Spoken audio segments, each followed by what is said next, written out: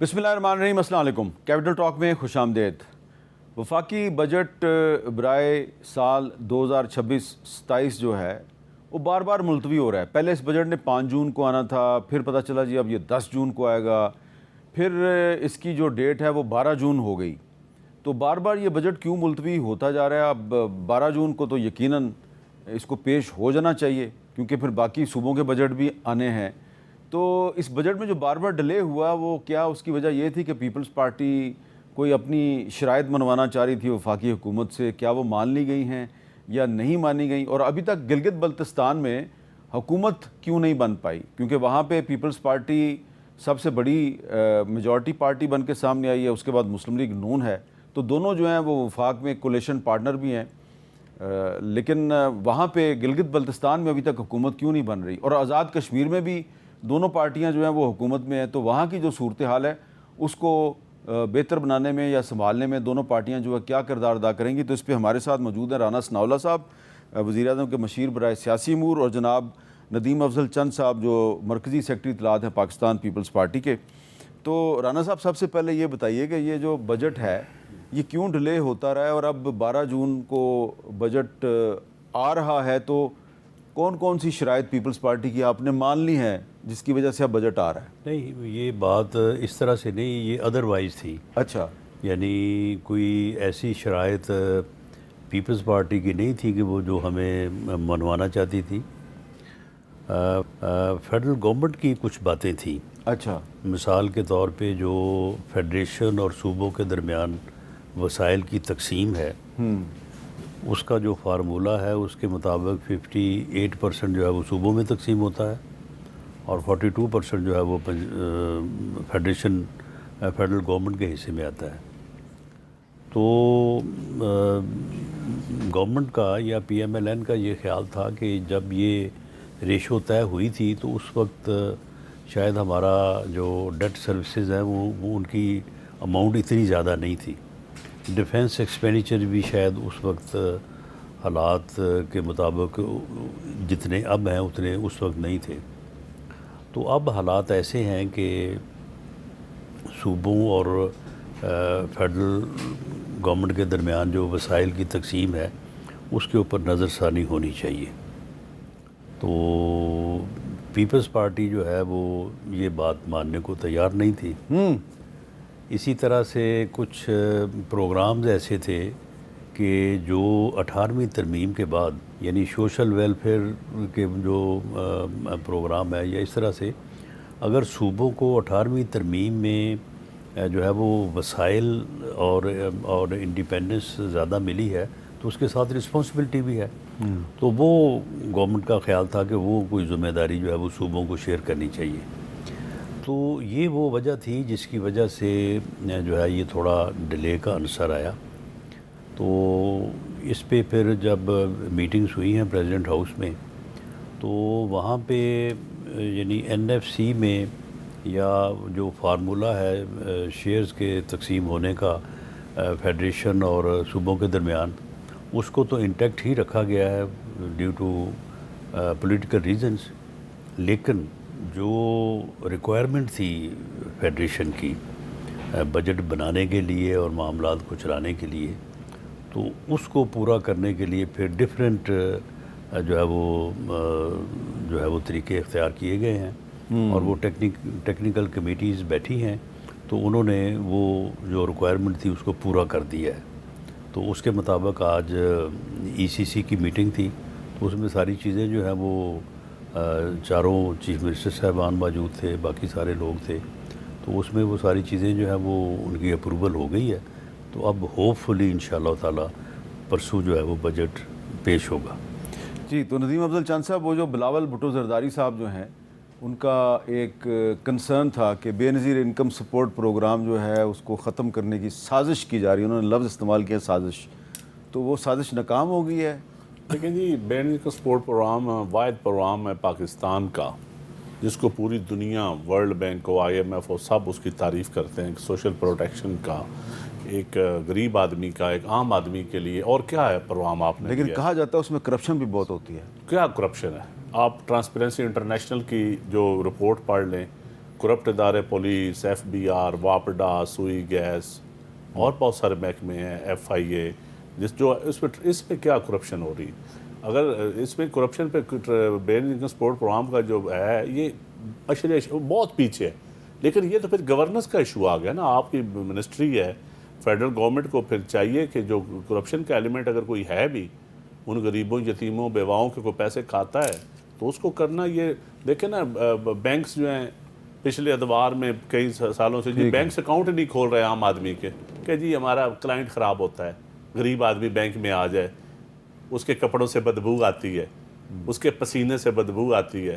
شیشے کے بینک ہیں، وہاں غریب آدمی اکاؤنٹ نہیں کھول سکتا، وہ اس کو دھکے کھانے پڑتے ہیں پیسے لینے کے لیے. ٹھیک ہے. 1200 ارب PTI کے دور میں دیا تھا نا کرونا میں، 1200 ارب. اس کے بعد انہوں نے کئی سبسڈیز ہم دے رہے ہیں، اربوں روپیہ. امیر آدمی کو آپ اربوں روپیہ سبسڈی دے رہے ہیں. یہ بتائیں نا، اور غریب کو یہ آپ سبسڈی دیتے ہیں 3000 روپیہ مہینہ نشو و نما کا، بچوں کی تعلیم کا. اس پہ کیا اعتراض؟ یہ بتائیں کہ اب آپ کی ساری شرطیں مانی گئی ہیں، اسی لیے بجٹ آ رہا ہے. نہیں ہے بجٹ تو ویسے بھی آنا ہی ہے. بجٹ کا ایک قانون ہے، ایک ٹائم لیمٹ ہوتی ہے. ہماری شرطیں رانا صاحب نے بتایا نہیں کہ ان کی شرط مانی گئی ہے، ہماری نہیں مانی گئی. بے نظیر انکم سپورٹ پروگرام تو انشاءاللہ قائم رہے گا، اس کے پیسے بھی بڑھیں گے. تو یہ آپ کی شرط مانے گی نا؟ نہیں، یہ تو دیکھیں نا، شروع بھی پارٹی نے کیا تھا، ساری گورنمنٹس نے اس کو اون کیا ہے. ہر دور میں یہ اون کیا. اب یہ اس کو ختم کو نہیں کر سکتا. غریبوں کے پروگرام کو ختم کرنا کوئی اتنا آسان نہیں. چلے ٹھیک ہے. اچھا شہرام ترگئی صاحب ویلکم، آپ بھی ہمیں جوائن کر چکے ہیں. یہ بتائیں کہ وہ پہلے ایک اعلان کیا تھا سہیل آفریدی صاحب نے کہ 10 جون کو جب بجٹ پیش ہوگا تو انہوں نے کہا تھا کہ ہم دھرنا دیں گے قومی اسمبلی کے باہر. اب تو 12 جون کو آ رہا ہے بجٹ، تو ان کا اعلان قائم ہے ابھی تک دھرنے کا؟ شکریہ جی، سوری تھوڑا سا لیٹ ہو گیا. اس کا تو ابھی پارٹی آبویسلی اعلان کیا ہے، تو جب فردر ڈسکشن ہوگی تو آگے کا لائے عمل جو بھی ہوگا وہ سامنے آ جائے گا. مطلب ایسی کوئی سچ کوئی ایشو مجھے لگ نہیں رہا. ہمارا ایشو یہ ہے کہ دیکھیں، ایک صوبے کا مینڈیٹ ہے، عمران خان کے نام سے اب سب کو پڑا ہے، اور آپ اس سے ایگری کریں یا ڈس ایگری کریں، ہر بندے کے اپنے ایک پوائنٹ آف ویو ہے. لیکن صوبے کے لوگوں نے وہاں پہ، اور بلکہ پورے پاکستان میں لوگوں نے ووٹ دیا عمران خان کو. بندہ جیل میں ہے، انفارچونیٹلی اس کے ساتھ ملاقاتیں بند ہیں، اس کا ڈاکٹر کا جو ہم چیک اپ کی ریکویسٹ کر رہے ہیں فیملی بند ہے، اس کی وائف کا. تو مطلب یہ ہے کہ ایک ایسا برتاؤ کیا جا رہا ہے جس طرح مطلب انسانوں سے ایسے برتاؤ نہیں کیا جا سکتا. ڈس ایگریمنٹ جو بھی ہوں گی، ہم کہتے ہیں، ہمارا چیف منسٹر یہ کہتا ہے کہ میں جاؤں اور چیف منسٹر عمران خان سے ملوں، اس سے میں ڈسکشن کروں، اس سے میں جو ہماری پالیسی ہے وہ ڈسکس کروں، اس سے ایک فیڈ بیک لوں، کیونکہ مینڈیٹ اس کا ہے. تو وہ ہماری آج بھی ہماری وہی بات ہے، اس پہ ہم قائم ہیں. انفارچونیٹ ہے کہ اس طرح کی جو رویہ ہے سیاسی ٹمپریچر کو نیچے نہیں لائے گا. اچھا، آپ کے ساتھی ہیں ایک مشتاق غنی صاحب، انہوں نے کہا جی کہ ہاں ان کا کوئی 30-35 MPs کا ایک گروپ بن گیا ہے. انہوں نے کیا کہا جی، ذرا سنا دیں. ہم لائک مائنڈڈ لوگ ہیں، کوئی 30-35 جنہوں نے یہ انڈر اوتھ عہد کیا کہ اب خان صاحب کی رہائی کے لیے پریشر بلٹ اپ چاہیے. اوتھ بھی لیا ہے انڈر اوتھ ہے ہم سارے 30 سے 35 لوگ. یس. اب ہم نے اس کو نام دیا ہے عمران خان رہائی تحریک. عدالت جو ہے وہ علی مین گنڈا پور کو بحال کر دیتی ہے شیر افضل مروت کی درخواست پر. تو پھر آپ علی مین گنڈا پور کے ساتھ کھڑے ہوں گے یا سہیل آفریدی کے ساتھ کھڑے ہوں گے؟ جو بھی خان کی رہائی کی تحریک کے لیے بات کرے گا ہم اس کے ساتھ کھڑے ہوں. یہ تیسرا گروپ ہے یا دوسرا گروپ ہے؟ دیکھیں، میں ایک چیز بڑی، میں نے اس دن بھی آپ کے پروگرام میں کہا تھا، آج میں بالکل کلیئر واضح کر دوں. ہم سب کے پاس مینڈیٹ ہے عمران خان کا، لوگ نے اس کو ووٹ دیا ہے. پروونشل گورنمنٹ خیبر پختونخوا کی عمران خان کی نام سے بنی. وہاں پہ چیف منسٹر پہلے علی امین تھے، عمران خان کی چوائس تھے. انہوں نے کہا آپ چھوڑ دیں سہیل آفریدی، اور انہوں نے اپنے ریزگنیشن دیا. سہیل آفریدی بھی عمران خان کی چوائس ہے. ڈس ایگریمنٹس ہو سکتی ہیں، جو یہ نمبر بتا رہے ہیں اتنا نمبر نہیں ہے. اچھا، 30-35 نہیں ہے. میں آپ کو بتا رہا ہوں. دوسری بات یہ ہے کہ چیف منسٹر سے گلے شکوے ہو سکتے، میرے بھی ہیں، ہو سکتے ہیں، میرے گلے ہو سکتا ہے، فنڈ کا ہو سکتا ہے، کسی اور چیز کا ہو سکتا ہے، یہ نارمل ہے. لیکن یہ بالکل کلیئرٹی ہے کہ پارٹی متحد ہے، MPs سارے متحد ہیں. کچھ کی تو چیف منسٹر سے ملاقات بھی ہوئی ہے، اور کچھ اور جو چند اور ہیں جن کے اگر گلے شکوے ہیں وہ بھی ایشو ریزالو ہو جائے گا. اور عمران خان کے نامنی ہیں سہیل افریدی، اور سہیل افریدی چیف منسٹر ہیں اور ان کے ساتھ ساری پارٹی کھڑی ہے. ٹھیک اس ہے. پہ کوئی دو رائے نہیں ہے، تو مطلب کوئی کنفیوژن کی ضرورت نہیں ہے. اچھا رانا صاحب اب یہ بتائیں کہ گلگت بلتستان میں الیکشن ہو گیا ہے، تو اب پیپلز پارٹی جو ہے اس کے پاس میجورٹی ہے لیکن سمپل میجورٹی ابھی تک نہیں ہے، تو یہ وہاں پہ حکومت کیوں نہیں بن رہی؟ آپ کی پارٹی کے پاس سیکنڈ ہائیسٹ نمبر ہے، تو آپ مل کے حکومت بنا لیں، لیکن آپ کے کچھ ساتھی کہہ رہے ہیں جی ہمیں اپوزیشن میں رہنا چاہیے. بہرحال یہ مختلف رائے جو ہے وہ دونوں طرف موجود ہے، لیکن ایک تو یہ ہے کہ 5 حلقوں میں جو ہے وہ کچھ اسٹیشنز کے اوپر کسی جگہ پہ 10 ہے، کسی جگہ پہ 3 ہے، اور وہاں پہ کیونکہ ووٹ جو ہے وہ تھوڑے ووٹوں سے وہاں پہ جو ہے وہ ہار جیت ہوئی ہے، کیونکہ وہاں پہ قومی اسمبلی کے حلقے میں پاکستان کی طرح لاکھوں ووٹ نہیں ہیں، بلکہ میرا خیال ہے کہ 50,000 40,000 کے ووٹ پہ ایک قومی اسمبلی کا حلقہ ہے، اور وہی 18-20 ہزار کاسٹ ہوتا ہے، 4-4 5-5 جو ہے وہ وہاں پہ کینڈیڈیٹس ہیں. تو اس لیے ایک تو یہ ہے کہ 15 تاریخ کو فائنل نمبر جو ہے نا وہ طے ہوگا، اور اس نمبر میں کوئی چھوٹی موٹی تبدیلی آ سکتی ہے. یعنی کہ مسلم لیگ نون بھی میجورٹی پارٹی بن سکتی ہے. میجورٹی پارٹی نہیں تو کم از کم اس میں کوئی 2 یا 3 نمبر کا اضافہ ہمارے ہو سکتا ہے.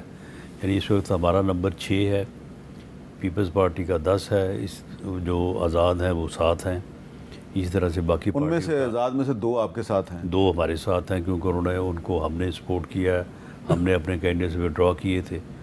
تو 8 اور 10 کا فرق ہے، کوئی اتنا زیادہ فرق تو نہیں ہے. تو لیکن بہرحال ہم پیپلز پارٹی کا ایز میجورٹی پارٹی جو ہے وہ اس کو تسلیم کرتے ہیں، مبارکباد بھی دی ہے. باقی گورنمنٹ کے بارے میں نہ تو پیپلز پارٹی نے ہمارے ساتھ کوئی رابطہ کیا ہے، نہ اس بارے میں ابھی تک پارٹی نے کوئی ڈیسیجن کیا ہے.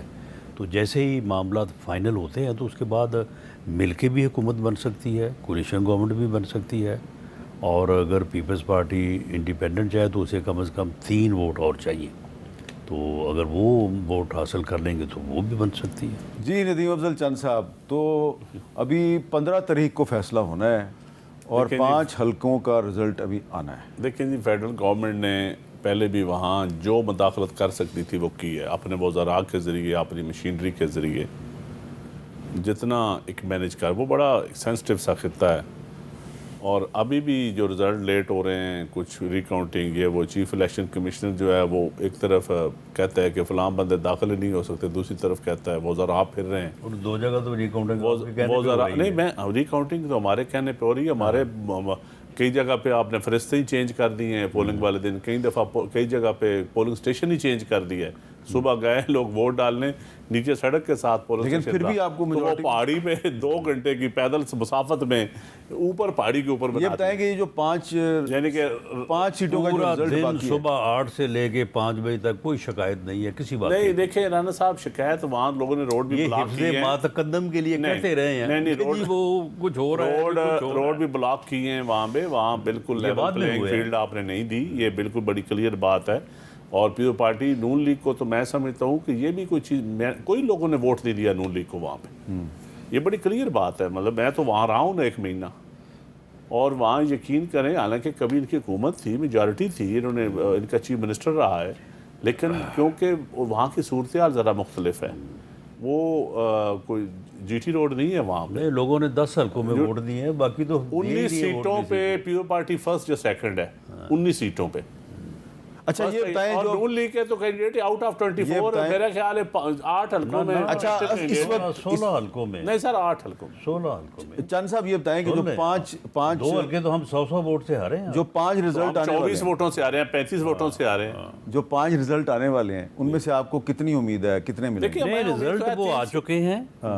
وہاں پہ نوٹیفیکیشن دوسرے نمبر پہ جو کینڈیڈیٹ ہے اس نے درخواست دی ہے ریکاؤنٹنگ کی، تو وہ 2 جگہ پہ انہوں نے بھی دی ہے. اب یہ کہہ رہے ہیں نا کہ نہیں، 2 جگہ پہ ہم نے دی ہوئی ہے. ری پولنگ بھی ہونا ہے 3 حلقوں میں. ری پولنگ بھی ایک پولنگ اسٹیشن پہ، 2 پولنگ اسٹیشن پہ ری پولنگ بھی ہونا تو ہے. آپ کو ریکوائرڈ میجورٹی کے لیے 3 سیٹیں اور چاہیے. انشاءاللہ مل جائیں گی. ہیں انشاءاللہ مل جائیں گی. مل جائیں گی آپ؟ مل جائیں گی. تو اگر 3 इनको मिल गई तो वो काम बराबर हो जाएगा। ये तो देखें आप फेडरल हुकूमत है इनकी, ये कुछ भी कर सकते हैं ये लोग इस वक्त तो अरबाब तो फिर मतलब बादशाह है ना, अगले इस वक्त कोई मौक़िफ़ के कानून लिए अभी से बुनियाद रखा है। थोड़े कानून की हुक्मरानी है, बादशाह है ना। तो ये बजट इसीलिए डिले हो नदीम रहा चंद था, साहब की बजट ये इसीलिए खूबी- डिले हो रहा था। नदीम चंद साहब की यही खूबी है। नहीं बजट डिले तो बजट तो इनकी डिमांड इतनी थी। देखें ये 18वीं तरमीम को भी छेड़ना चाहते थे, NFC को भी छेड़ना चाहते थे, कई मामलात में कान इधर से नहीं इधर से पकड़ना चाहते थे।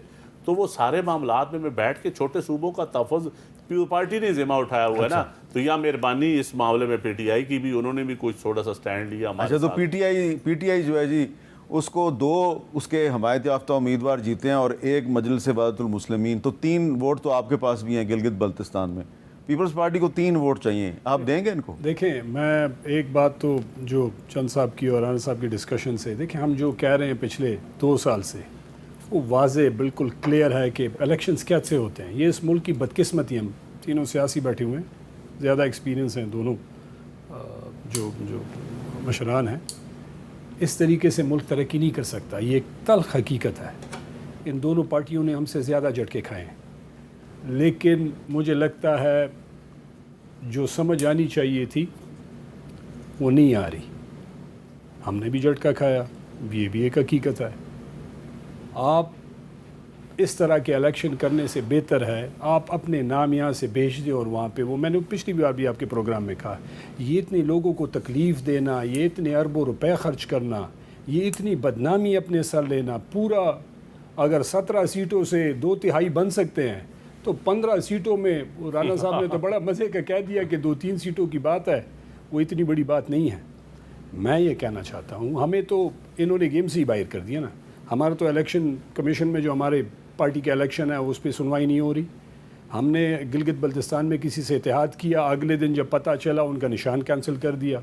जुनैद अकबर को नहीं छोड़ा, असद कैसर को नहीं छोड़ा, सलमान अकरम राजा को नहीं छोड़ा, अगले तरफ मिनिस्टर्स जिस तरह चंद साहब ने कहा कि कैंपेन करें। देखें, आप सियासत करते हैं तो आप तजर्बे से और मुश्किलात से गुज़रते तो आप सीखते हैं, लेकिन अगर आप अपनी गलतियों से नहीं सीखते और कंटिन्यूसली उसको रिपीट, गिलगित बल्तिस्तान में हुकूमत किसी की भी आ जाए, पूरे पाकिस्तान का बेड़ा गर्क है, तो गिलगित बल्तिस्तान में कौन सी दूध और सवाल मैंने ये किया जो है ये चल पीपल्स पड़ेगी। पार्टी को 3 वोट चाहिए, आपके पास 3 हम वोट तो हैं। फिलहाल भी मेरी पार्टी डिसाइड करेगी, मैं इस पे ये कोई अच्छा, कमेंट फिलहाल नहीं आप करना फैसला चाहता, नहीं लेकिन हमारी ख्वाहिश तो है ये हमें मिल। लेकिन हम समझते हैं कि हम समझते हैं कि PDM की हुकूमत वफाक में भी है और हम TV के ज़रिए सुनने में आ रहा है, तो हम PDM का तो हिस्सा नहीं है, हम तो अपोजिशन में हैं, और हम अपोजिशन में रहें तो हम बेहतर रहेंगे वहाँ पे। लेकिन हमारा वहाँ का जो वोटर है, सॉरी गुस्ताखी की माफ़ी, जी, प्लीज़। ईमानदारी की बात बताऊँ, जो हमारी वहाँ के वर्कर वोटर है ना, उसका दिल है कि नून लीग के साथ हमारी हुकूमत ना बने। इसी तरह नून लीग के वर्कर का भी शायद यही दिल होगा। हाँ, ये ख्वाजा साद रफीक साहब की ट्वीट है मेरे ये पास। वहाँ ख्वाजा साद रफीक साहब कह रहे हैं जी कि हमें पीपल्स पार्टी के साथ नहीं बनानी है। हमारे लोगों का दिल है कि वो PTI के साथ और MWM और आज़ाद के साथ, उसकी वजह ना जी, और JUI के उसकी साथ। वजह है कि आपके अक्सर उम्मीदवारों को वोट ही PTI का पड़ा है कि नहीं पड़ा? PTI के वही लोग पहले पार्टी में थे जो PTI में गए थे, तो वो ये तो पार्टियों में ये क्या चक्कर है कि PTI का वोटर जो है वो पीपल्स पार्टी को वोट दे रहा है? लाइक माइंडेड वोट है।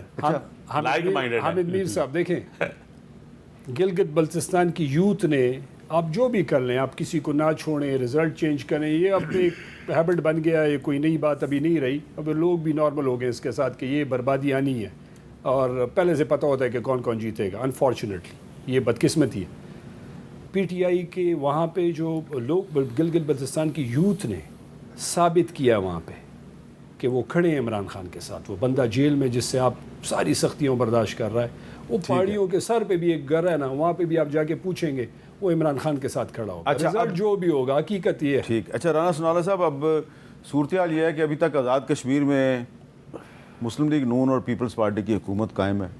अभी तक बलूचिस्तान में मुस्लिम लीग नून और पीपल्स पार्टी की हुकूमत कायम है। पाकिस्तान में क्या है? और अभी तक शहबाज शरीफ साहब जो वज़ीर आज़म है तो पीपल्स पार्टी के वोटों से कायम है।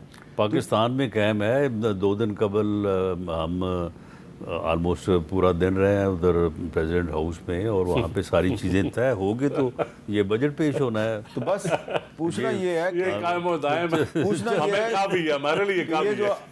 یہ جو آپ نے چند قائم و دائم ہمارے لیے کافی ایک ہے. منٹ، جو رانا چند صاحب جو ہے نا بس آپ نے جو پریزیڈنٹ ہاؤس میں زرداری صاحب کے ساتھ جو آپ نے 6-7 گھنٹے گزارے، تو اس کے بعد آپ کا کیا تاثر ہے کہ یہ آپ کی ان کے ساتھ محبت چلتی رہے گی یا بیچ میں پی ٹی آئی کوئی کباب میں ہڈی بن جائے گی؟ دیکھیں یہ ہماری جو محبت ہے نا، یہ پاکستان کے لیے جو حالات ہیں اس وقت پاکستان میں، اور جو کردار پاکستان ادا کر رہا ہے، وہ چند صاحب تو ایسے ہی مستیاں کرتے رہتے ہیں، یہ بڑے ضروری ہیں. انہوں نے اسی تنخواہ پہ کام کرنا ہے. یہ محبت جو ہے نا یہ بڑا ضروری ہے. اور آصف علی زرداری صاحب جو ہیں وہ حالات کی نزاکت کو سمجھتے ہیں، تو اس لیے انہوں نے جب بھی گورنمنٹ کے ساتھ ان کی پارٹی نے بھی اگر کوئی معاملہ جو ہے وہ کھڑا کیا ہے تو انہوں نے اس کا راستہ نکالا ہے. تو ایک اب صورتحال آزاد کشمیر میں بھی پیدا ہوئی ہے، تو اس میں آصف زرداری صاحب اور مسلم لیگ نون مل کر کیا راستہ نکالتی ہے؟ جی اس پہ بات کرتے ہیں ایک بریک کے بعد.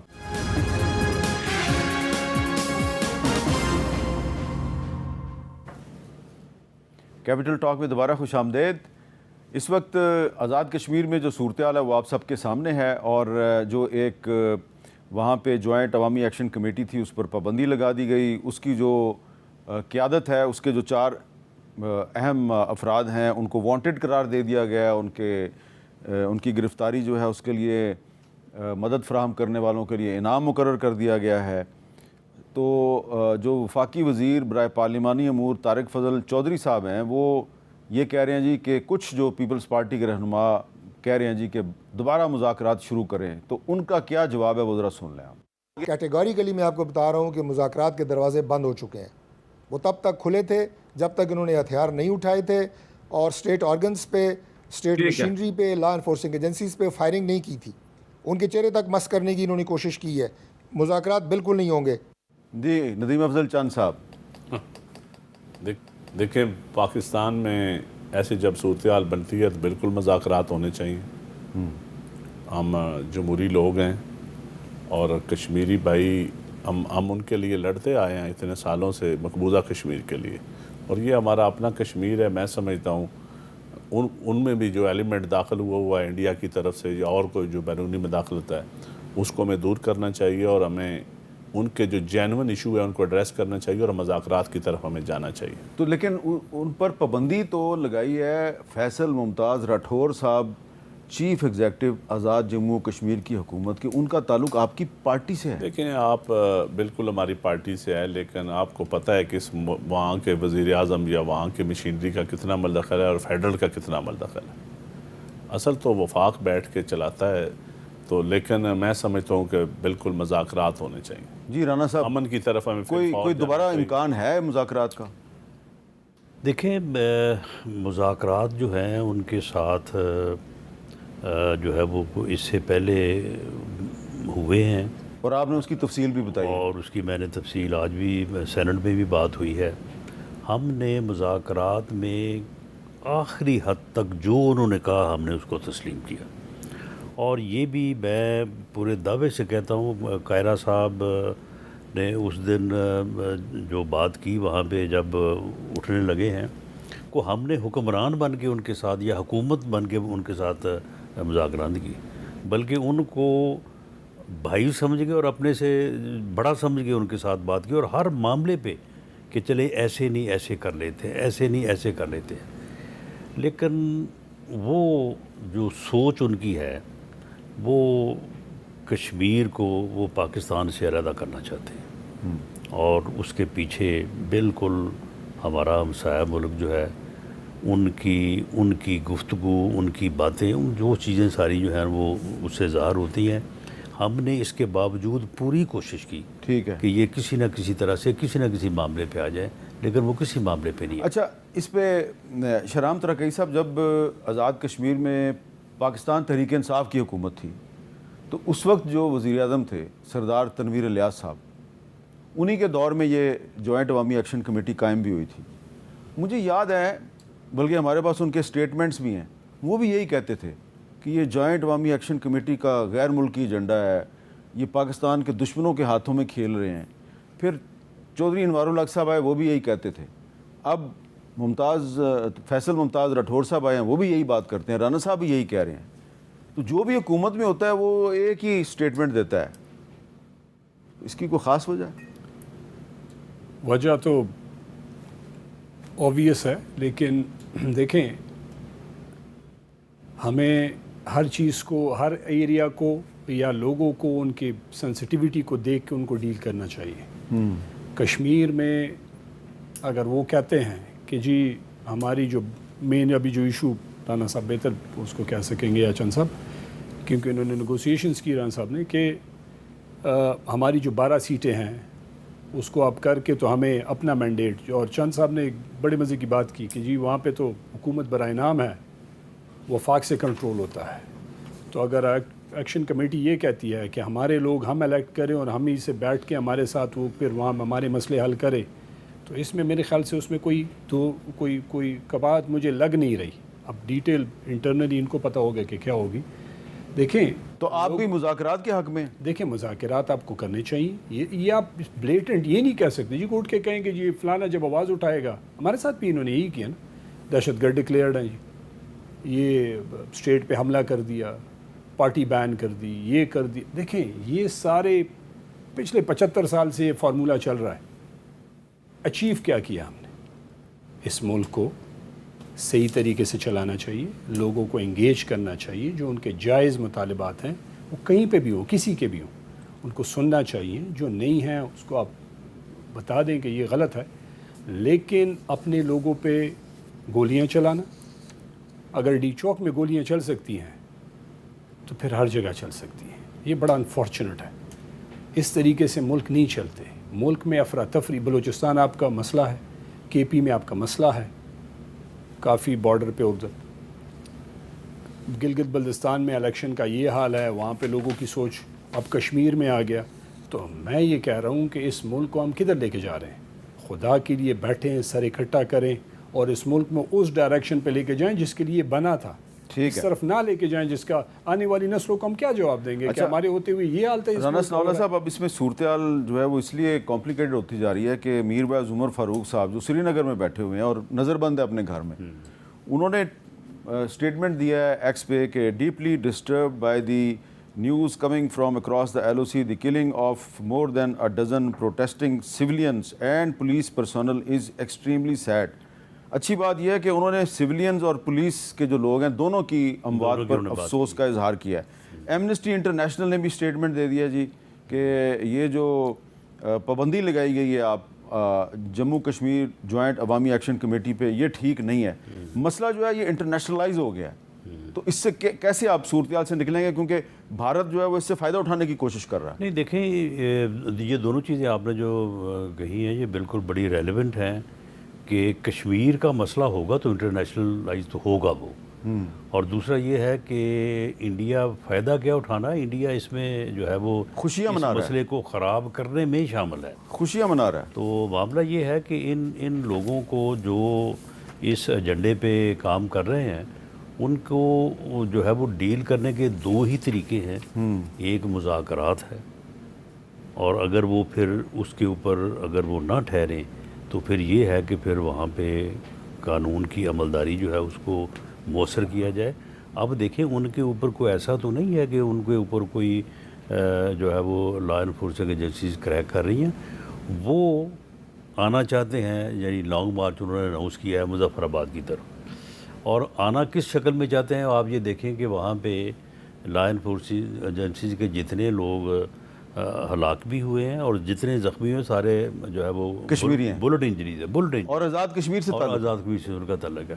اور پھر وہ جو سب انسپیکٹر تھا جس کا تعلق راولا کوٹ سے ہی تھا, تو اس کی جو انہوں نے لنچنگ کی ہے, اس کی جو ڈیڈ باڈی کی بے حرمتی کی ہے. تو آپ اس قسم کے لوگ ہیں یہ, تو پھر ان کے ساتھ جو ہے وہ پھر جو ہے وہ یعنی اس میں کوئی شک نہیں کہ مذاکرات کا ہی جو ہے وہ طریقہ کار اپنایا گیا, لیکن وہ کسی بات کو سننے کو تیار اچھا ندیم افضل چند صاحب, یہ جو جوائنٹ عوامی ایکشن کمیٹی کا جو احتجاج ہے, اس کے نام پر جن لوگوں نے وائلنس کیا ہے, تو کیا آپ کے خیال میں وہ ان کے کاز کو نقصان نہیں پہنچا رہے؟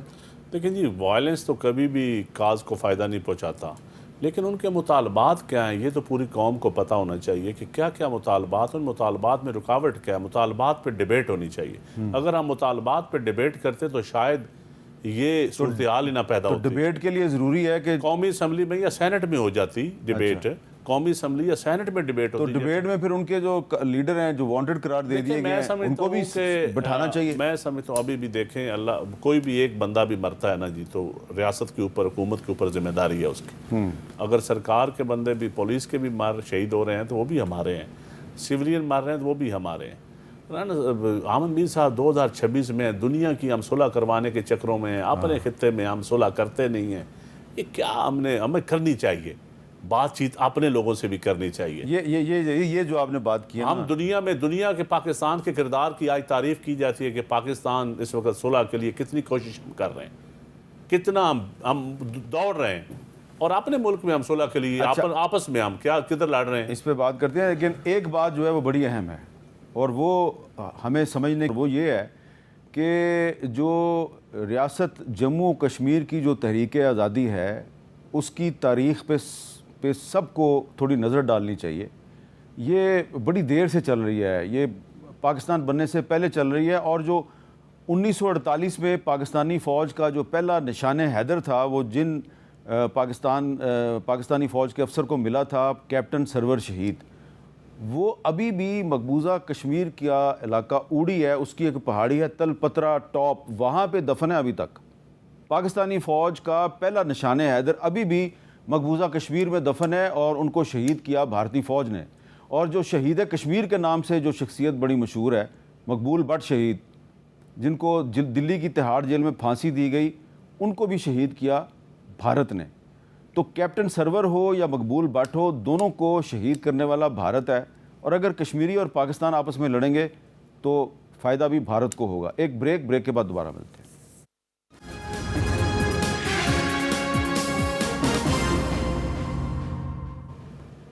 کیپٹل ٹاک میں دوبارہ خوش آمدید۔ اچھا رانا سنولا صاحب، یہ جو بریک سے پہلے ندیم افضل چند صاحب نے بات کی ہے کہ پاکستان کو اس وقت دنیا میں عالمی سطح پر بڑی پذیرائی مل رہی ہے کہ جی آپ نے ایران اور امریکہ میں صلح کرانے کی کوشش کی، سیز فائر کروا دیا، لیکن ساتھ ہی ساتھ کچھ لوگ یہ بھی کہہ رہے ہیں کہ یار آپ ایران اور امریکہ میں تو مذاکرات کرا دیتے ہیں، کہ پاکستان کے اندر آپ کے مذاکرات کامیاب کیوں نہیں ہوتے؟ معاملہ یہ ہے کہ تمام تر کوششوں کے باوجود اسرائیل کے ساتھ مذاکرات تو نہیں نہ کروا سکے، نہ نیتن یہو کو جو ہے وہ صلح کے اوپر آمادہ کر سکے ہیں۔ صلح پہ آمادہ ہونے کے لیے دونوں فریقین کا آمادہ ہونا ضروری ہوتا ہے۔ اب اگر ایک فریق جو ہے وہ بالکل ایک ارریشنل اور ہٹ دھرمی کا رویہ اپنائے، یہ میں نے پوری تفصیل سے، اب اتنا وقت نہیں ہے، میں نے سینٹ میں آپ نے ہمارے شو میں بھی کہا دن کا جو ہے وہ میں نے بتایا ہے کہ کس طرح سے ہم نے ان کے ساتھ مذاکرات کی اور ان کی ہر بات تسلیم کی۔ لیکن اب اگر وہ یہ کہیں کہ وہ حلف نامہ جو ہے الیکشن کا، اس سے پاکستان کا نام نکالیں، الحاق پاکستان کا نام نکالیں، اور پھر اگر ان کے مطالبات جو ہیں وہ اس نوعیت کے ہوں گے تو اس کے اوپر تو کمپرومائز نہیں ہو سکتا۔ اچھا شہرام ترکی صاحب، یہ پاکستان کے اندر جو ایک پولیٹیکل ڈیڈ لاک نظر آتا ہے، یعنی کہ یہاں پہ تو آپ بیٹھے ہوئے ہیں ایک دوسرے کے ساتھ، لیکن آپ کے پوائنٹ آف ویو کو اگر ہم انالائز کریں تو ایسا لگتا ہے کہ تحریک انصاف اور حکومت جو ہے اس کے اندر بھی ایک ڈیڈ لاک ہے۔ اس کو کیسے ختم کیا جا سکتا ہے؟ دیکھیں، جو حکومت میں ہم تو ریسیونگ اینڈ پہ، ہم سے تو مینڈیٹ گیا، ہمارا لیڈر جیل میں، اس کی بیوی جیل میں، ہمارے لوگ جیل میں، ہم سب پہ FIRs، بیسیکلی ٹیکنیکلی حکومت نے، میں ایز ایم نے دہشت گرد ڈکلیئرڈ ہوں ان کے کھاتے میں، کیونکہ میں سوچا کہ جو حکومت کے خلاف مجھے احتجاج کرنا ہے، ایک پولیٹیکل پارٹی ہوں، میں ایک ممبر ہوں، رانا صاحب بھی ہیں اور بھائی بھی ہیں، لیکن اس طریقے سے گورنمنٹ کو انیشیٹو لینا چاہیے نا۔ گورنمنٹ آئس میلٹنگ تو گورنمنٹ کرے گی۔ آپ میرے لیڈر کو جیل میں ملاقات نہیں ہونے دے رہے، بس ہائی کورٹ کا فیصلہ آپ نہیں مانتے، ایک سپرنٹینڈنٹ نہیں مانتا، وزیر اعظم ہے اس ملک کا، جیسے بھی آیا، ہمارا اس سے 100 اختلاف ہے، لیکن ہے تو وزیر اعظم، وہ کہتا ہے پوچھ کے بتاؤں گا۔ تو اب اڈیالہ جیل کے سپرنٹینڈنٹ سے تو شاید وہ پوچھ کے بتائے، لیکن چاہیے۔ اچکزئی صاحب کھڑے ہو گئے اسمبلی میں، انہوں نے کہا جی کہ میں آپ کو انگیج کرتا ہوں، کیونکہ عمران خان نے ان کو اور ان کو دوسروں کو رسپانسبلٹی دی ہے. ہم یہ کہتے ہیں کہ جیل میں بندہ جو ہے اس کو ریلیف آپ انڈیو فیور اس کو نہ دیں, اس کو اوپن ٹرائل دیں, اس سے فیملی کو ملنے دیں, اس کی بہنیں ہیں اس کے بچوں سے بات کروائیں, اور اس کی بیوی تک رسائی, پلس لیڈران کو رسائی, چیف منسٹر کہہ رہے ہیں مجھے رسائی, مطلب.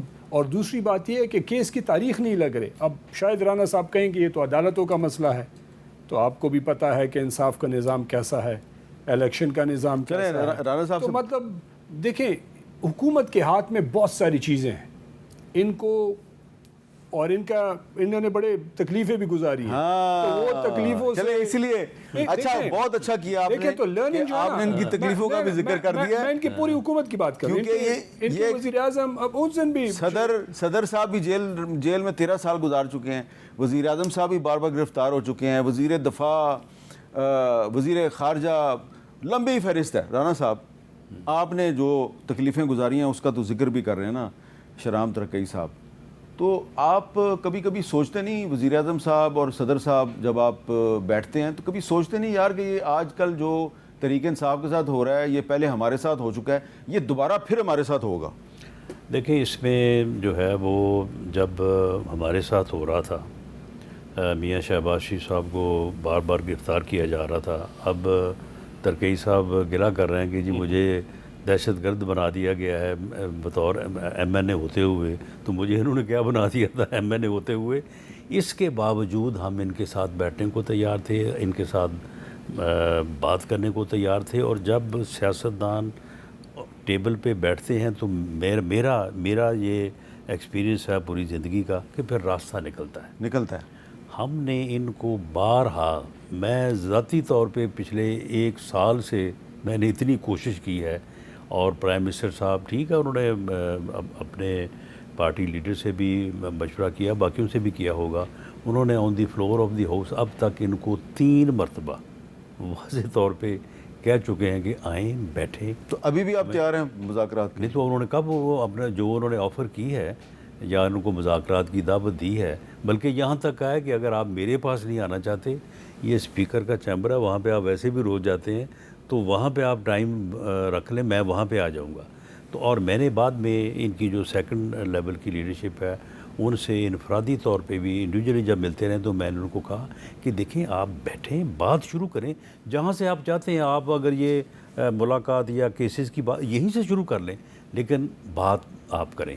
وہ کہتے ہیں کہ جی ہم مجبور ہیں, ہمیں اجازت نہیں. جی جناب, یہ رانا صاحب کی بات بالکل ٹھیک ہے. رانا صاحب کی میں ذاتی طور پہ کوششوں کو جانتا ہوں کہ رانا صاحب نے انڈیویجولی بھی بڑی کوشش کی ہے. تو لیکن اب ذرا آپ بتائیں نا جی, دیکھیں آپ کا کیا ایشو ہے؟ دیکھیں ہمارا کوئی ایشو نہیں ہے, ہمیں جو رسپانسبلٹی ہے وہ اچکزئی صاحب کو علامہ صاحب کو دی. اچکزئی صاحب فلور آف دا ہاؤس پہ جس طرح رانا صاحب نے کہا ہے, اور یہ ٹھیک کہہ رہے ہیں کہ ان کی طرف سے انہوں نے بات کی, ہماری طرف سے اچکزئی صاحب نے اپنے لیول پہ کہا کہ میرے ساتھ بیٹھیں, بات کریں اور اس پارلیمنٹ کو مضبوط کریں, چیزوں کو بہتر کریں. عمران خان سے اگر آپ کو کوئی چیز چاہیے میں جاؤں گا اس سے بات کرنے کے لیے.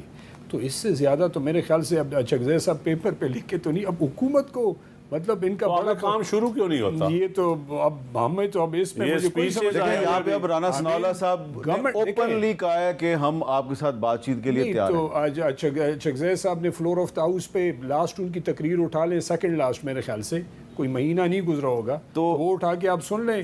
تو کیا اچکزئی صاحب نے ان کو رانا صاحب کیا ہم آپ کو رانا صاحب آپ کیا سجیسٹ کر سکتے ہیں یا آپ سے درخواست کر سکتے ہیں کہ آپ کوشش کریں اور سردار ایاز صادق صاحب کے چیمبر میں اچکزئی صاحب کو اور راجہ ناصر عباس صاحب کو بلا لیں, آپ بھی وہاں پہ چلے جائیں اور ان کے ساتھ بات چیت شروع کر دیں؟ نہیں تو اچکزئی صاحب کو تو میں نے یہاں تک کہا, میں نے کہا کہ آپ Quaid-e leader of the opposition منتخب ہوئے ہیں تو آپ کو لیڈر آف دی ہاؤس سے ملنا چاہیے. تو میں نے کہا کہ آپ فرمائیں کہ میں ٹائم ان سے بات کر کے مقرر کروں. کہتے ہیں نہیں وہ مجھے پہلے ادھر سے اجازت لینے دو, ورنہ تو یہ جو ان کا بریگیڈ ہے گالی گروپ وہ تو مجھے اڑا کے رکھ دے گا. نہیں یعنی کہ لیکن یہ کیا جائز نہیں ہے بات کہ عمران خان کی وجہ سے وہ لیڈر آف دی اپوزیشن بنے ہیں, تو کم از کم ایک ان کی عمران خان کے ساتھ ملاقات کی اجازت تو دلوا دینا آپ. بھی وہ ان کو جا کے بتائیں گے کہ خان صاحب میں ذرا ایاز صادق کے ذریعے حکومت سے بات چیت شروع کرنے لگا ہوں. تو چلیں یہی بات کر لیں، یعنی یہ اپنا اسپیکر صاحب کے چیمبر میں آ جائیں، تو یہی بات آپ ٹائم مقرر کر دیں، میں وہ کل اس وقت چلا جاؤں گا وہاں پہ. میں اس وقت ایک صحافی ہوں، مجھے صحافی رہنے دیں. تو وہ یہاں سے بات شروع کر. نہیں، اس سے پہلے پاکستان کی تاریخ میں صحافی رہے ہیں مذاکرات میں، کوئی حرج تو نہیں ہے، صحافی بھی اس ملک کے شہری لیکن وہ ہوتے ہیں. صحافی مذاکرات میں تھے تو اکبر بگٹی صاحب جو ہیں وہ قتل ہو گئے تھے. نہیں لیکن دیکھیں یہ تو نہیں بھی تھے تو کئی لوگ قتل ہوئے، کئی شہید ہوئے. یہ کہنا کہ صحافی کی کوئی نہیں ہے، میں اس سے آپ کی بات سے اتفاق نہیں کرتا. اچھا، تو آپ کا خیال ہے کہ مجھے کوئی رول پلے کرنا آپ کے ساری پارٹیوں سے تعلقات ہیں، آپ کے ہونے چاہیے. آپ کو یہ ذمہ داری نبھانی چاہیے. ادھر بٹھا لیتے آپ نے کیپٹل ٹاک میں ہمیں 3 لوگوں کو ایک پارٹی کو بٹھایا نہیں، تو یہ آف دا کیمرہ بھی بٹھا دیں، چلیں اس آپ شامل ہو جائیں اور صحافی بھی شامل ہو جائیں. اچھے کام میں کیا حصہ ڈالنے سے کیا بہتر یہ ہے کہ میں آپ تینوں سے اجازت لے لوں. آپ تینوں کا بہت بہت شکریہ، اجازت دیجیے، اللہ حافظ.